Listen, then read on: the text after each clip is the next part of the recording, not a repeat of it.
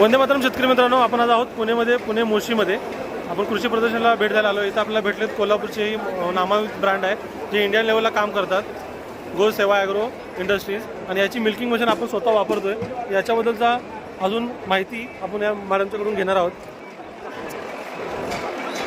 एक्झिबिशनमध्ये तुम्ही आला, तिथला रिझल्ट कसा आहे आणि मशीनबद्दल काय सांगाल? एक्झिबिशनचं जर बघितलं तर आपलं हे वालं सगळ्यात जास्त सेलिंग मॉडेल आहे, त्याचं नाव GS100 कॉमर्स आहे. या मॉडेलमध्ये तुम्ही 8 ते 10 गाई म्हशी दोन्हीचं दूध काढू शकता.